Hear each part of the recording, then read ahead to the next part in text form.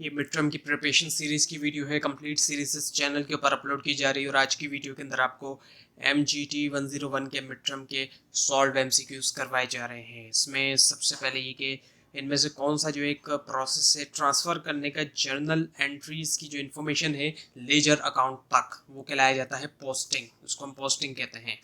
उसके बाद ये कि इंश्योरेंस पेड इन एडवांस, जो कि एडवांस में पेड किया गया है, वो इनमें से क्या ट्रीट किया जाएगा, उसको किस तरह हम ट्रीट करेंगे। सो वो करंट एसेट होगा जब एडवांस में पेड कर दिया हमने। उसके बाद ये कि इनमें से कौन सा जो है उसको कंसिडर नहीं किया जाएगा एज अ कंपोनेंट के तौर पर कॉस्ट ऑफ स्टॉक के, वो है सैलरीज ऑफ सेलिंग स्टाफ। बाकी इसमें आ जाता है transportation, inward cost, import duties और परचेज प्राइस। उसके बाद ये कि इनमें से कौन सा डॉक्यूमेंट जो है उसके अंदर रूल्स और रेगुलेशन है इंटरनल मैनेजमेंट के लिए कंपनी की, वो है आर्टिकल ऑफ एसोसिएशन। उसके बाद ये कि जब ओपनिंग स्टॉक है 550,000, क्लोजिंग स्टॉक है 60,000, कॉस्ट ऑफ गुड्स सोल्ड है 2,20,000, सो स्टॉक टर्नओवर रेशियो क्या होगा, 4 टाइम्स होगा। उसके बाद ये कि इनमें से कौन से अकाउंट को डेबिट किया जाएगा जब लेबर कॉस्ट चार्ज की जाती है प्रोडक्शन को, वो है लेबर कॉस्ट अकाउंट। उसके बाद ये कि इनमें से कौन सा जो है वो टाइप है जनरल लेजर की, वो है टी अकाउंट। उसके बाद एक जनरल ऑफिस एक्सपेंसेस चार्ज किए जाते हैं इनमें से किसको, वो है एडमिनिस्ट्रेटिव एक्सपेंसेस को। उसके बाद ये कि बैलेंस शीट आइटम रिप्रेजेंट करता है रिसोर्सेज जो कि इन्वेस्ट किया ऑनर ने, वो जाना जाता है इनमें से किसके तौर पे, ऑनर्स इक्विटी के तौर पर। उसके बाद ये कि इनमें से कौन सा फिक्स्ड एसेट नॉर्मली अप्रिशिएट होता है पैसेज ऑफ टाइम के साथ, एक ऐसा फिक्स्ड एसेट, तो वो लैंड है। उसके बाद एक इनमें से कौन सा स्टेटमेंट जो है वो डिटेल है ट्रांजैक्शन की, किसी के बैंक अकाउंट, सॉरी किसी के अकाउंट की जिसको प्रोवाइड किया बैंक ने, सो वो है बैंक स्टेटमेंट। उसके बाद इनमें से कौन सा फाइनेंशियल स्टेटमेंट नहीं है, वो ऑडिट रिपोर्ट है। ऑडिट रिपोर्ट फाइनेंशियल स्टेटमेंट का हिस्सा नहीं है, बाकी बैलेंस शीट, इनकम स्टेटमेंट और कैश फ्लो वगैरह होते हैं। उसके बाद इनमें से कौन सा जो है उसको शो किया जाएगा क्रेडिट साइड के ऊपर, क्रेडिटर कंट्रोल अकाउंट्स की, वो है क्रेडिट परचेजेस। उसके बाद ये जनरल रिजर्व शो होते हैं इनमें से किसके अंदर, वो है बैलेंस शीट। उसके बाद ये प्रीपेड इंटरेस्ट जो कि गिवन है ट्रायल बैलेंस में, उसको ट्रीट किया जाएगा इनमें से किसके तौर पे, वो है एसेट, क्योंकि प्रीपेड जो होता है पहले से पेड कर दिया। उसके बाद इनमें से कौन सा समराइज करता है, कौन सी चीज़ समराइज करती है कैश मूवमेंट की एक स्पेसिफिक पीरियड के दरमियान, वो है रिसिप्ट एंड पेमेंट अकाउंट। उसके बाद इनमें से कौन सा जो है वो एंड प्रोडक्ट है अकाउंटिंग साइकिल की, इनके सबसे आखिर में क्या है अकाउंटिंग साइकिल में, वो है फाइनेंशियल स्टेटमेंट्स। उसके बाद एक ऑर्गेनाइजेशन जो है वो ऑपरेट कर रही है ऑब्जेक्टिव के साथ प्रॉफिट हासिल करने के लिए सेल्स ऑफ गुड्स से या फिर सर्विस से वो खिलाया जाता है, क्या बिजनेस खिलाया जाता है। उसके बाद इनमें से कौन सा अकाउंट बैलेंस जो है शो किया जाएगा डेबिट साइड के ऊपर ट्रायल बैलेंस की, वो है कैश बैलेंस।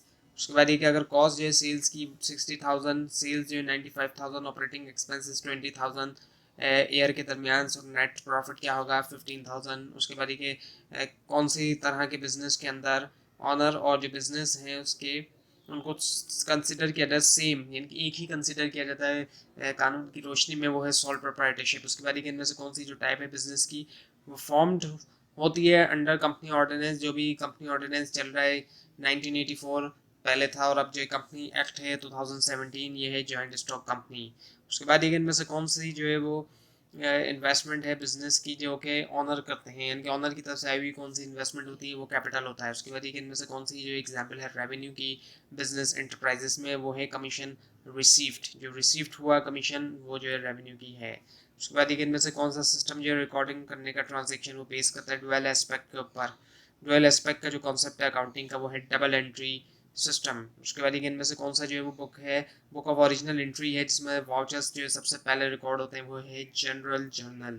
उसके बाद ये जो लाइबिलिटीज़ होती हैं मेंबर्स की, किसकी, इनमें से डैश की, वो जो लिमिटेड होती है इतनी जितनी उन्होंने कैपिटल इंट्रोड्यूस किया है, सो वो कंपनी के अंदर होता है। उसके बाद ये फिक्स एसेट, और इसके अलावा फिक्स एसेट के अलावा क्या कहलाए जाते हैं, डेप्रिशिएबल एसेट्स।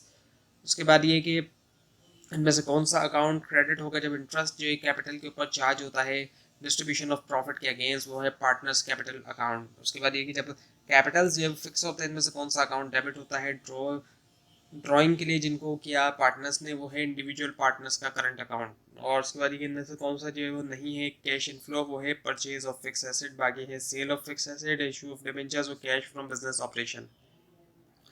उसके बाद ये कि इनमें से कौन सा बिजनेस जो है वो पब्लिश करता है फाइनेंशियल स्टेटमेंट, वो पब्लिक लिमिटेड कंपनी करती है। और उसके बाद ये कि and the heading financial statement की हेडिंग के अंदर इनमें से डैश जो है वो रिक्वायर्ड नहीं है। वो क्या है, उस शख्स का नाम जो कि फाइनेंशियल स्टेटमेंट को प्रिपेयर कर रहा है।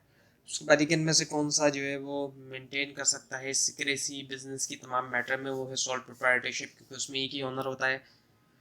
तो ये थी आज की वीडियो। आपको इस बारे में कोई क्वेश्चन है, खासतौर पर इसमें कोई मिस्टेक दिखाई दे ज़रूर हाईलाइट कीजिए, और इस पूरी सीरीज़ को देखने के लिए इस चैनल को सब्सक्राइब कीजिए, बेल आइकन के ऊपर क्लिक कीजिए। Thanks for watching this video and best of luck for your exams.